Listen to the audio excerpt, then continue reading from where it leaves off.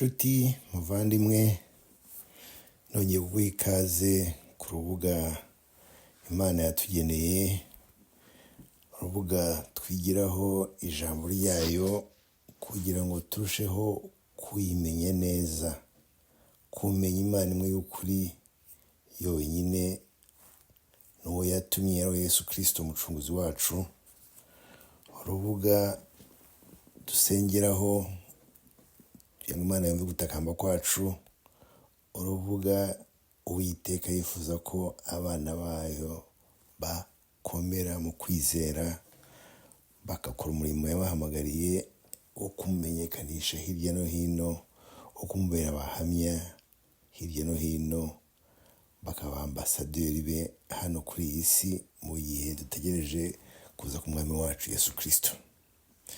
Tumaze iminsi turebera hamwe ibyerekeranye n'uturimo, n'umwuka wandi ukurimo, gufasha iki. Twabonye ingero nyinshi dushingiye ku Yesu yavuze muri Yohana 14:23, tuzirikana ko turimo adushoboza byose, ko turimo aturinda igihe cyose, ko turimo atuyobora, tukaba twizeye tudashidikanya yuko ubuyobozi bwe ari bwo dukeneye, cyane cyane ko ari we ubitubashisha.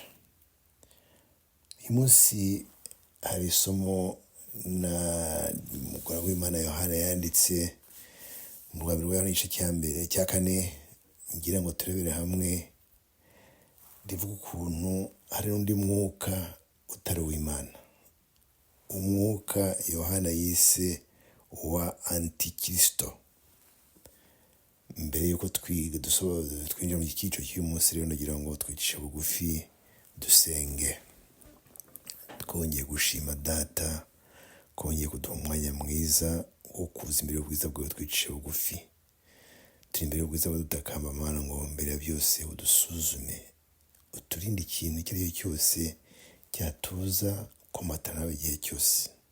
Tuzirika amahirwe twagize yuko umwana wawe Yesu Kristo yaje muri iyi si, akajya ku musaraba, akabambwa, akaba amaraso yishyura ibihano by'ibyaha byacu.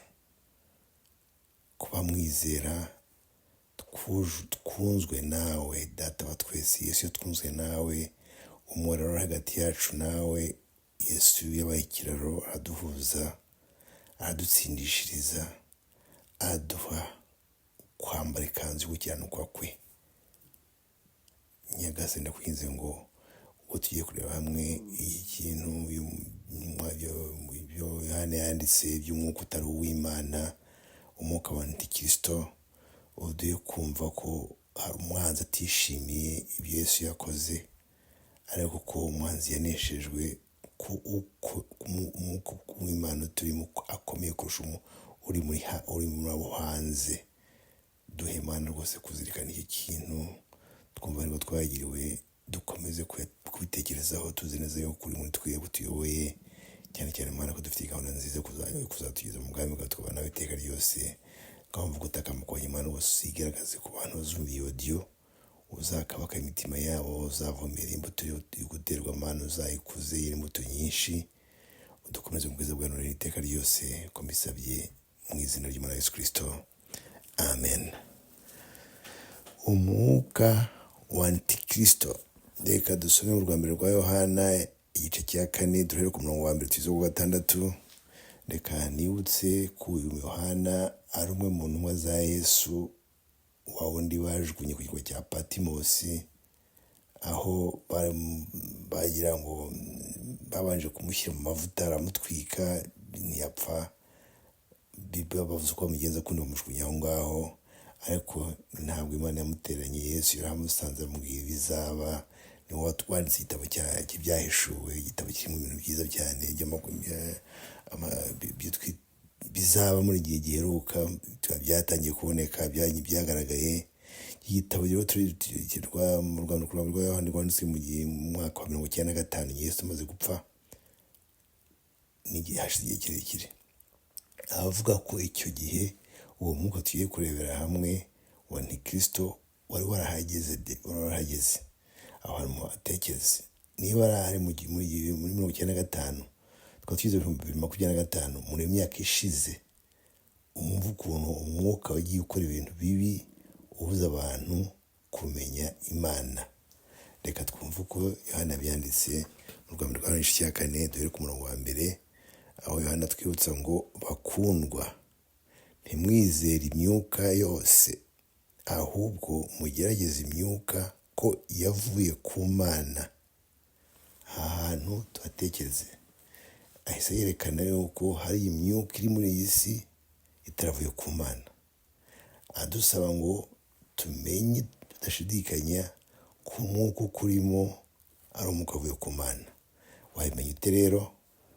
Reka bidusobanurire. Kuko abahanuzi b'ibinyoma benshi badutse bakaza mu isi.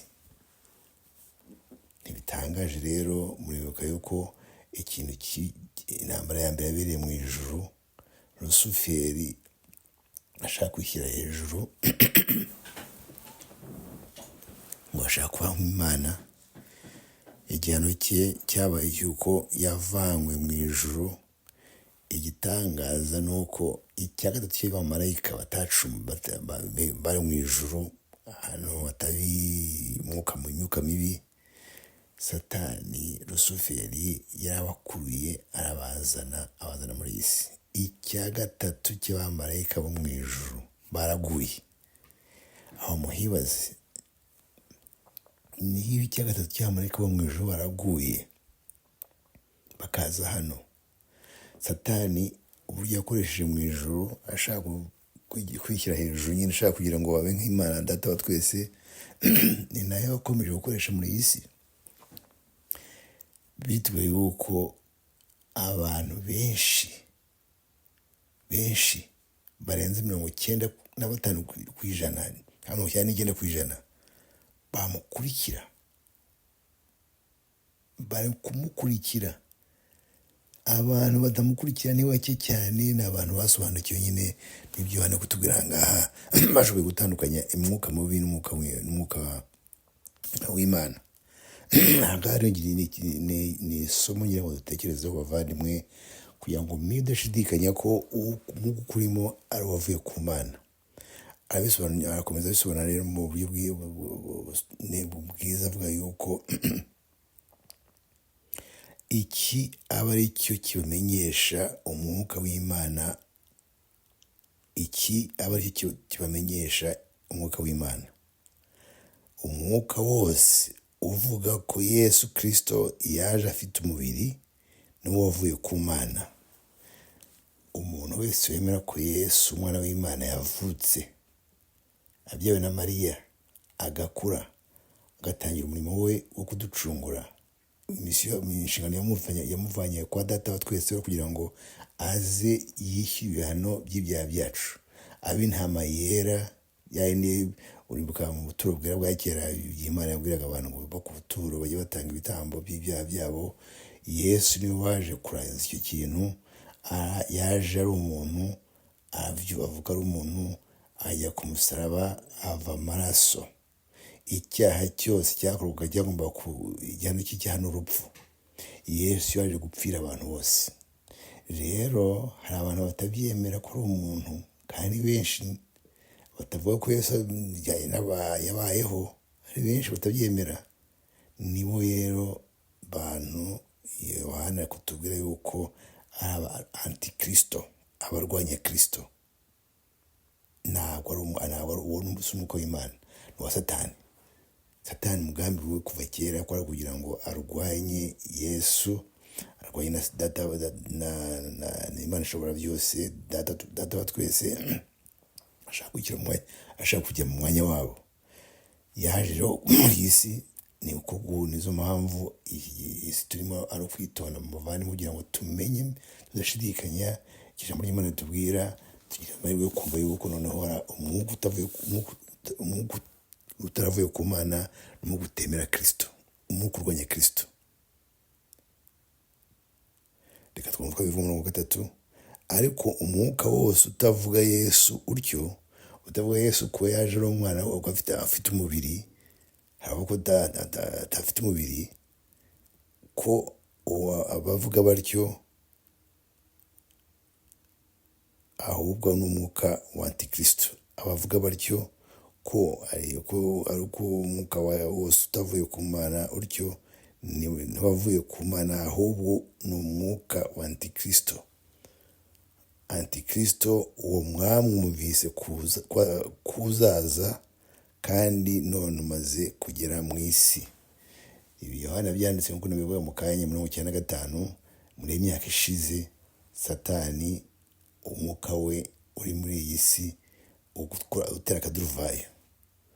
Ntibitangaje rero ko nk'uko yamanuye icya kabiri gatatu cy'intumwa cy'abamarayika bo mu ijuru, abo bamarayika be bakoze umurimo ukomeye. None abantu benshi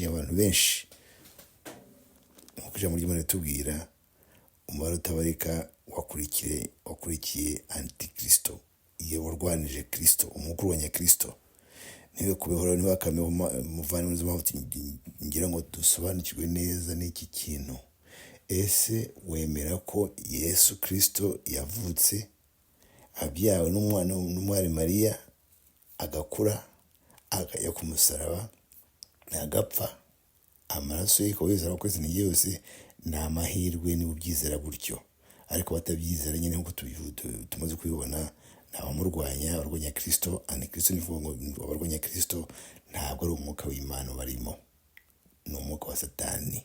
Hari imyuka ibiri gusa, umwuka w'Imana n'umwuka urwanya Imana kuva kera, kuva mu ijuru n'ubu ngubu ukimurwanya. Abantu dufite n'angara no kugira ngo tubimenye. Hari umuntu watwigishije atubwira ukuntu abantu bakora muri za banki batanga amafaranga babigisha kureba inote nziza y'ukuri, ntibarebe amafaranga y'ibinyoma, fake, bitari ukuri. Antikristo ni fake. Reka twumve rero umwuka w'Imana turimo, twamaze iminsi tubyiga, tuzi uwo ari wo, turamuzi ko turimo. Yohana aravuga ati, bana bato muri ab'Imana, kandi ba bandi mwarabanesheje, kuko uri muri mwe aruta uri mu bisi. Ninde uri muri wowe muvandimwe? Ninde uri muri jyewe? Ni umwuka w'Imana. Ndabizi, ndabihamya kuko nzi ko Yesu yaje ari umuntu akavugira muri iyi si, akajya ku musaraba. Iyo pice ndayibona mu mutegerezo byanjye igihe cyose, cyane cyane niruka umwanditsi umwe avuze ukuntu byaba byiza, byafasha umuntu wese ukunda Imana kuzirikana ko umwana wayo Yesu Kristo yagiye ku musaraba, akareba ipice, akareba agatekereza ukuntu Yesu yagiye ku musaraba kuri ibyaha byanjye, ibyaha byawe. Ngaha dufasha kugira ngo dutandukanye umwuka w'Imana, umwuka utari uw'Imana. Umwuka wa antikristo turi kureba ni uwo nguwo uhakana ko Yesu ari umwana w'Imana, ko Yesu ataje ari umuntu. Naho ngaho ngira ngo umenye, abantu bigisha ibintu nk'ibyo ngibyo bagendere kure, ushingiye ku kintu cy'uko uwo mwuka ukurimo ari umwuka w'Imana, cyane cyane ko Yesu Kristo ari uri mu bugingo bwa mu buryo bw'umwuka. Abantu batekereze kandi uzirikane ko akomeye kuruta abari mu isi. Twibukiranye amateka ya Bibiliya ko Yesu arangije inshingano yo kuducungura, yagiye mu ijuru, ahakorerwa umunsi mukuru ukomeye, ahabwa ubutegetsi bw'ijuru n'isi. Ibiri mu ijuru byose, mu isi byose, Yesu niwe ubikontorora, Yesu niwe ubitegeka. Nizo mpamvu nshuti kumenya yuko umwuka wa Kristo kurimo uri ukomeye cyane. Nawe urakomeye, uri umwana w'Imana nawe, kubera yuko wemeye ibyo Yesu yagukoreye, kubera ko wemeye ko Yesu ari umutware w'ubugingo bwawe, kubera yuko wemeye yuko yagucunguye akakweza rimwe by'iteka, ko atazongera kuva amaraso ye, kutamwemera ahubwo bazamena amaraso ye kandi nta kizamumarira. Reka dusabe Imana ngo dufashe nk'abanyeshuri ba Bibiliya, tuzirikane amagambo Yesu avuga buri gihe cyose, tuzirikane ibyo yakoze, tuzirikane imbaraga afite n'ubushobozi afite, cyane cyane tuzerekana urukundo rwe, tuzerekana ukuntu twigishije kumenya data wa twese, atumenyesha adashidikanya yuko ari we Mana yo kuri yonyine. Ntabwo ari imana nyinshi, ni Imana imwe kuri yonyine. Ariko cyane cyane tukamenya Yesu we watwiyeretse, waje muri isi kugira ngo yerekane ubwiza bwa Se, cyane cyane wiyemeje kubana natwe. Yabwiye intumwa ati ndagiye ariko simbasize nk'imfubyi, nzagaruka mbane namwe. Niwe ukurimo, niwe undimo. Yesu Kristo byiringiro byanjye, byiringiro byawe. Yesu Kristo waguhaye ikanzu yo gukiranuka kwe. Yesu Kristo we nzira, we bugingo. Iyo pica uyirebe, urebe Yesu aguhangaje imbere nk'uko yahangaje imbere abana b'Isirayeli bava mu gihugu cy'uburetwa muri Egiputa bajya muri Kanani yo mu isi. Abataramwitegereje ngo bamenye neza, abatabonye ibitangaza bakoreye, bose abenshi baguye mu butayu. Nshuti muvandimwe, turi mu rugendo rwo muri Kanani yo mu ijuru natwe. Reka tumenye uturimo rwakomeye kurusha abandi bose, ariko cyane cyane tumenye urukundo dufitiye. Yemeye kwicisha bugufi, ahinduka umuntu kugira ngo we nanjye tubeho. Azaba ari umuntu igihe cyose. Pawulo avuga neza yuko hari Imana imwe, akaba n'umuhuza w'Imana n'abantu, umuntu Yesu Kristo. Ni umuntu kimwe nanjye, kimwe nawe. Abantu batekereze. Yohana akomeza avuga ati ariko twebwe turabimana, kandi uzi Imana aratwumvira, nawe utari uw'Imana ntatwumvira. Icyo ni cyo kitumenyesha umwuka w'ukuri n'umwuka uyobya uwo ari wo. Umwuka w'ibyo twawumvise ni umwuka urwanya Kristo. Turamuzi ko wabitangiye mu ijuru, ntabwo yatangiriye mu isi. Abizana muri Edeni, na n'ubu aracyari muri isi atera akaduruvayo. Ariko muri dufite n'umwuka Yohana asobanuye neza antikristo uwo ari we. Turamwumvise, turamumenye, tumwirinde. Umwuka wa antikristo ntakakubemo. Twe turi aba Kristo, yaducunguye, niwe duhanze amaso, niwe tuyoboye, niwe byiringiro byacu. Yaduhuje na data wa twese, adufitiye gahunda nziza, nta kintu kiba kwifuriza. Yatangije kwizera muri wowe, kandi uzakurangiza muri wowe. Twibuka ko utizera adashobora gushimisha Imana. Ntabwo yaduha umwuka w'ubwoba, yaduha umwuka w'urukundo n'imbaraga no gutekereza neza. Reka Imana idufashe bavandimwe, twumve amahirwe dufitiye ko dufite umwuka w'Imana muri twebwe. Pawulo ati ntimuzi yuko imibiri yanyu ari insengero z'umwuka w'Imana. Imana idufashe rero, itugirire ubuntu muri uyu munsi. Tugire amahirwe kumva yuko hari umwuka utari w'Imana, uwo tuwirinde. Ahubwo tumenyekanishe, dushishikarire kumenyesha abandi uwo waducunguye uwo ari we, umwuka uturimo uwo ari we, uwo tuyoboye uwo ari we. Tubange amaso Kristo, tuzi neza yuko yatangiye umurimo, kandi umurimo yatangiye azawurangiza. Tumuhange amaso, tuzi neza yuko dusenga Imana data wa twese, nawe atunihira, tuvugira, duhenyekera umusaya yumva gutakamba kwacu. Ibyifuzo byacu akabigeza kuri data wa twese, kuko tuzasaba cyose mu izina rye tuzagihabwa, twizeye Yesu aradusabira natwe kugira ngo tubumwe nawe nk'uko yabisezeranye. Cyane cyane twibuka ya magambo twatangiyeho tuvuga ngo nidukunda ijambo ry'Imana. Nyamuneka ukunda ijambo ry'Imana. Nurikunda Imana izagukunda, kandi ukunda data n'umwana bazabana nawe. Ayo ni amagambo Yesu yivugiye muri Yohana 10:23. Ayo magambo agufashe nanjye afashe. Tureke umwuka w'Imana tube mu gihe cyose, atuyobore, atuye kumwumvira no kumuyoboka no kwitona amategeko yayo no kugira kwizera nk'ukwe. N'icyo muzabana nisabira mu izina rya Yesu. Urakoze Data kunya kuduha umwanya mwiza nk'uyu nguyu kugira ngo abana bawe tumenye tudashidikanya umwuka uturimo. Dusobanukiwe neza yuko umwuka wavuye ku Mana ari umwuka wemera yuko Yesu umwana wawe yaje muri iyi si, akajya ku musaraba akadupfira. Ari umuntu, kandi ari umuntu, akaba ari umuhuza wacu nawe igihe cyose. ngabo dufashe Mana tubizirikane, twirinde umwuka umurwanya Kristo utamwemera, tugendere kure, tureke wowe wiganze mu bugingo bwacu igihe cyose, tujye twiva nka Pawulo yuko twahambanywe nawe, ariko twe turiho ko ari wowe uri muri twebwe.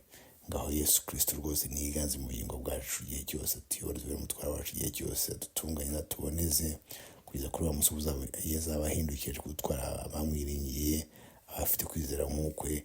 Mana, kugira ngo twese tuzamusangane twishimye, n'abandi bazumva iyo audio tuzamusangane twishimye, tubana iteka n'iteka, n'icyumusanishe bugufi mwiringiye mu izina ry'umwana wa Yesu Kristo, amen.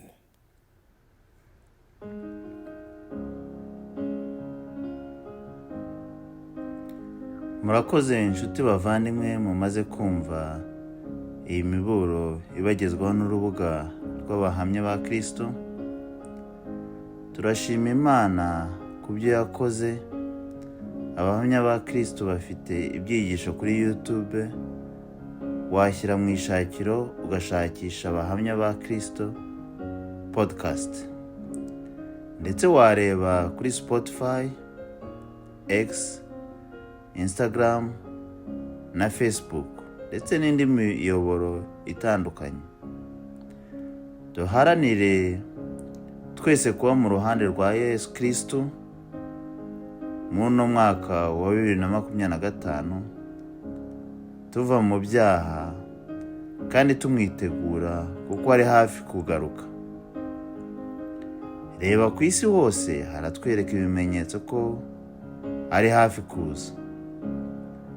Duhitemo Yesu bikiri none, kuko ejo atari ahacu. Ushaka kutwandikira wajya ku rubuga www.abahamyabakristo.org, email abahamyakristo@gmail.com.